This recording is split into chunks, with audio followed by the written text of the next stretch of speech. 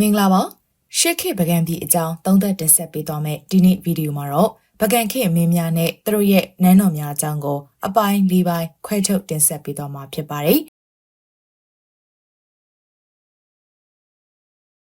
ပကံခေတ်အမင်းများနဲ့နန်းတော်များတဲ့ပကံခေတ်မှာစူးစံခဲ့တဲ့နန်းစဉ်မင်းဆက်များကိုလေ့လာကြည့်ရင်မင်းဆက်ပေါင်း55ဆက်ရှိရာကိုတွေ့ရမှာဖြစ်ပါတယ်အဲ့ဒီတွေကမှပထမဆုံးသောမင်းဖြစ်တဲ့သမုတ်တရိမင်းဟာနန်းဆက်နှစ်109ကနေ152ခုနှစ်အထိ45နှစ်တာကြာမြင့်ခဲ့တယ်လို့ဆိုပါတယ်။သူရဲ့နန်းတော်ရာကတော့ယုံလွတ်ကျော်နန်းတော်ရာပဲဖြစ်ပါတယ်။အဲ့ဒီယုံလွတ်ကျော်နန်းတော်ရာမှာပဲနောက်ထပ်မင်း၅ပါးဆက်လက်နေထိုင်မင်းပြုခဲ့တယ်လို့တမန်ရဇဝင်တွေကဆိုထားပါတယ်။အဆိုပါမင်းတွေကတော့ရသေးကြောင်မင်းက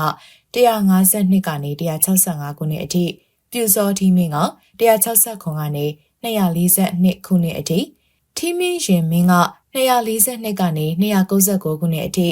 ရင်မင်းပိုက်ဆိုတဲ့မင်းက299ကနေ324ခုနှစ်အထိပိုက်တေလဲမင်းက324ကနေ344ခုနှစ်အထိစိုးစံခဲ့ကြပါတယ်။တေလဲကြောင်မင်းလက်ထက်မှာတော့တိရိပစ္စယနန်းတော်ကိုပြောင်းတယ်လို့ဆိုပါတယ်။အဲ့ဒီမင်းကတိရိပစ္စယကိုဘာလို့ပြောင်းခဲ့တာလဲဆိုတာစဉ်းစားစရာပါပဲ။ယုံလွတ်ကျော်နဲ့တိရိပစ္စယဟာအတော်လေးလည်းအလံဝေးပါတယ်။တခုရှိတာကတိရိပစ္စယနေရာက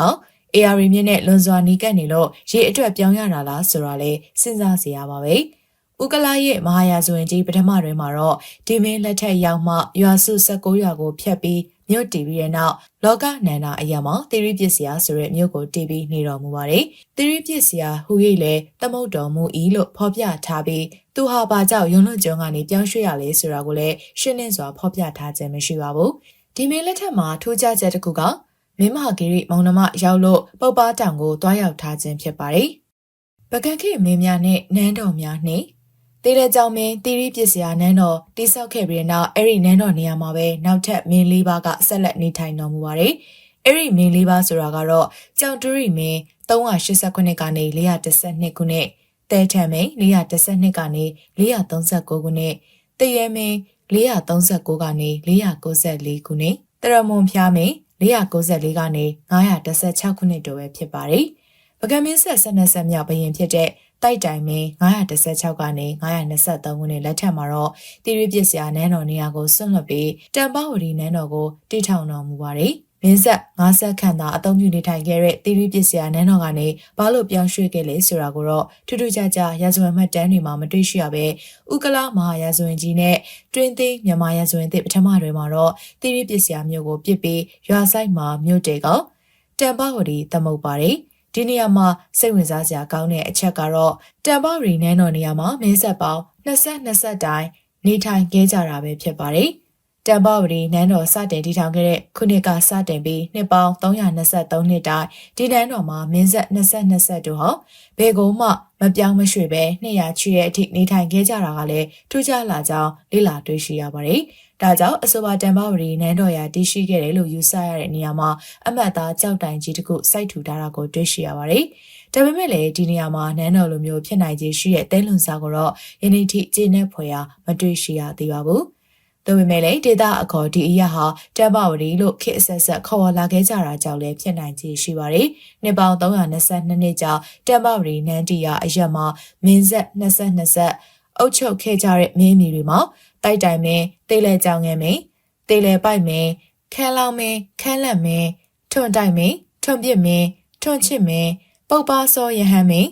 ရွှေအုံသီးမင်းပိတ်တုံမင်းပိတ်တောင်မင်းမင်းခွေမင်းကျွေးမင်းတိန်ခမင်းတိန်ခုံမင်းရွှေလောင်မင်းထွန်ထွေးမင်းရွှေမောက်မင်းထွန်လက်မင်းစောခင်နေမင်းခဲလူမင်းတို့ဖြစ်ကြပါတယ်။ပကံခေမင်းများနဲ့နန်းတော်များ3ပကံမင်းဆက်33ဆက်မြောက်ဘရင်အထိတံပဝတီနန်းတော်မှာနေထိုင်ခဲ့ကြပြီးတဲ့နောက်မင်းဆက်34ဆက်မြောက်ဘရင်ဖြစ်တဲ့ပြင်မြမင်းလက်ထက်မှာတော့အခုလက်ရှိပကံမြို့ရဲ့ပကံမြို့ဟောင်းနန်းတော်ရာကိုခရစ်849ခုနှစ်မှာအသစ်တည်တော်မူတယ်လို့ရာဇဝင်မှတ်တမ်းတွေကဆိုပါတယ် ဥကလာမဟာရာဇဝင်ကြီးပထမအုပ်မှာတော့ပြင်များမင်းနန်းတက်ပြီး3နှစ်မှာပကံမြို့ကိုတည်တော်မူတယ်လို့ပါရှိပါတယ်။ဒါကြောင့်ပြင်များမင်းဟာတန်ပေါရီနန်းတော်မှာနန်းတက်ပြီး3နှစ်ကြာမှပကံမြို့ကိုတည်ရဲဆိုတော့တန်ပေါရီမှာလည်းနေခဲ့မယ်လို့ယူဆရပါတယ်။ဒါပေမဲ့အဲ့ဒီအချက်ကိုရာဇဝင်တွေမှာရှင်းလင်းစွာရေးထားတာမတွေ့ရပါဘူး။ပကံမင်းဆက်တွေကိုလေ့လာကြည့်ရင်မင်းဆက်33ဆက်မြောက်အထိနှစ်ပေါင်း300ကျော်အတွင်းဆက်ခံခဲ့တဲ့ပကံမင်းဆက်တွေရဲ့အမည်နာမတွေဟာကြောက်စာပေးစာအထောက်အထားတွေမှာအမှန်တကယ်ပါရှိခဲ့ခြင်းရှိမရှိမသိကြပေမဲ့ရာဇဝတ်မှတ်တမ်းတွေမှာတော့အခိုင်အမာရေးထားတာတွေ့ရပါတယ်။ပြင်များမင်းနောက်ပိုင်းပကံမင်းဆက်တွေရဲ့နာမည်နာမနဲ့သူတို့တဦးချင်းစီရဲ့အကြောင်းအရာတွေကိုရာဇဝင်သမိုင်းတွေမှာပြင်များမင်းနောက်ပိုင်းပို့ပြီးအချက်လက်တွေပြည့်စုံလာတာကိုတွေ့ရပါတယ်။ပြင်များမင်းနောက်ပိုင်းပကံမင်းဆက်35ဆက်မြောက်ဘရင်ကတန်နတ်မင်းဖြစ်လာပြီးအဲ့ဒီတန်နတ်မင်းဟာ36ယောက်ပကံဘရင်ဆက်လီငခွေရဲ့လောက်ကျန်တပ်ဖြတ်ခြင်းကိုခံခဲ့ရတယ်လို့ဥကလာမဟာရာဇဝင်ကြီးပထမစာအုပ်မှာထိုမင်းကမြင်းကိုချစ်လာစွာ၏မြင်းကိုလည်းတက်လာစွာ၏ညစ်အခါမြင်းတင်ကိုတက်၍ကြည်စမြဲသည်ကြည်ရတွင်ဆက်လီငခွေလောက်ကျန်နေသည်လို့ပါရှိပါတယ်ဆက်လီငခွေကဘင်းကိုလောက်ကျန်နိုင်တဲ့နန်းတော်မြင်းတင်ကိုအတွင်ကိုဘလို့ဝင်ရောက်နေနိုင်တယ်လဲဆိုတာစိတ်ဝင်စားပွဲဖြစ်ပါတယ်။မာယာဇဝင်မှာဆက်လီငခွေရဲ့အချက်လက်တွေကိုအသေးစိတ်ရေးထားတာစိတ်ဝင်စားပွဲဖြစ်ပါတယ်။ထူးခြားချက်အနေနဲ့ပညာမင်းကစပြီးပကံမင်းတွေရဲ့နန်းဆန်တက္ကရီတွေကွဲလဲတာတွေ့ရပါတယ်။ပကံမင်းဆက်36ဆက်မြောက်ဆက်လီငခွေမင်းပြီးတဲ့နောက်အနော်ထာမင်းစောဘရင်အထိကြားမှာမင်းဆက်5ဆက်ရှိနေတယ်လို့တွေ့ရပါတယ်။အနော်ထာမင်းစောကပကံမင်းဆက်42ဆက်မြောက်ဘရင်လည်းဖြစ်ပါတယ်။အနော်ထာမတိုင်မင်းတိန်ခိုမင်းညဦးစောရဟန်းမင်းကွမ်းစောကြောင်ဖြူမင်းကြည်စိုးမင်းစုကတိမင်းတို့ဟာအနော်ရထာမတိုင်မီပကံဘီရင်မင်းဆက်50ထဲမှာပါဝင်တဲ့မင်းတွေဖြစ်ပြီးအဲ့ဒီမင်းတွေရဲ့အကြောင်းကိုရာဇဝင်သမိုင်းမှတ်တမ်းတွေမှာအချက်အလက်တွေပြည့်စုံစွာဖော်ပြထားတာတွေ့ရပါတယ်။ပကံမင်းဆက်42ဆက်မြောက်ဘရင်အနော်ရထာမင်းစော1044-1089ဟောပထမမြန်မာနိုင်ငံကိုတည်ထောင်ခဲ့သူအဖြစ်ရာဇဝင်သမိုင်းမှတ်တမ်းတွေမှာမှတ်တမ်းတင်ခံရသူလည်းဖြစ်ပါတယ်။ဒါပေမဲ့လည်းစဉ်းစားစရာအချက်တစ်ခုကအနော်ရထာမင်းစောဟာသူ့နန်းတော်ရာကိုအခြားနေရာကိုမပြောင်းရွှေ့ခဲ့ပါဘူး။ပကံခေမင်းများနှင့်နန်းတော်များလေအနော်ထာမင်းစောကပကံမင်းဆက်ရဲ့42ဆက်မြောက်မင်းဖြစ်ပေမဲ့ပကံမင်းဆက်စတင်ခဲ့တဲ့သမုဒ္ဒရိမင်းနဲ့ပြူစောတိမင်းတို့ထက်ပကံသမိုင်းရာဇဝင်မှာအမည်နာမအရာထင်ရှားကြော်ကြပါတယ်။အနော်ထာထက်ရှေးကြတဲ့ဘုရင်တွေရဲ့အမည်နာမတွေကတော့ရာဇဝင်သမိုင်းမှာအခုတိုင်မှိမ့်မိန်နေစေပါပဲ။အနော်ထာမင်းစောနောက်ပကံမင်းဆက်တွေကစောလူမင်းကျက်စစ်သားမင်းအလောင်းစီသူမင်းနရသူမင်းနရသိန်ကမင်းနရပတိစီသူမင်းထေးလိုမင်းလိုမင်းကြစွာမင်းဥဇနာမင်းနရတေယပတိမင်းကြော်စွာမင်းစောနစ်မင်းနဲ့စောမွန်နမင်းစတဲ့73ဆက်ရှိခဲ့ပြီးပကံခိကတဖြည်းဖြည်းပြတ်သုံးသွားပြီးရွာငယ်ရီသာကျန်ခဲ့ပါတယ်။ပကံခိတစ်ခုလုံးကိုပြန်လည်သုံးသပ်ကြည့်မယ်ဆိုရင်မင်းဆက်55ဆက်ကာလအတွင်းနှစ်ပေါင်း1200ကျော်ကြာခဲ့တာကိုတွေ့ရပေမဲ့ရာဇဝင်မှတ်တမ်းအရပကံခိလူမှုအဖွဲ့အစည်းကြီးကအဲ့ဒီကာလရှေ့ကြီးတလျှောက်အသုံးပြုခဲ့တဲ့နန်းတော်နေရာမှာရုံလူကျွန်းသီရိပစ္စယ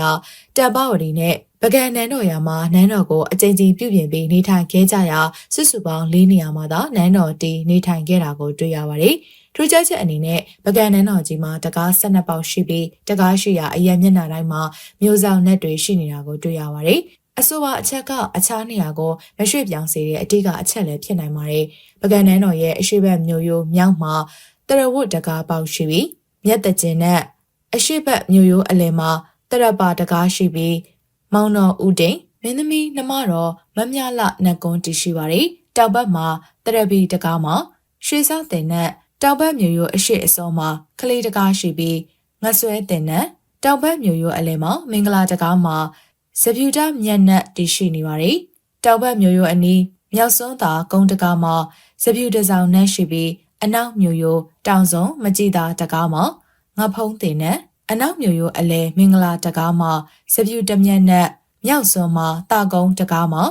စပြူတဆောင်နဲ့မြောက်ဘက်မြို့ရိုးအနောက်စွန်းမှာစက်နန်းတကားမှာစပြူတပြေနဲ့မြောက်မြို့ရိုးအလဲမှာငါးမိခက်တကားမှာကလဝီနဲ့အရှိစွန်းမှာတာတန်းတကားမှာ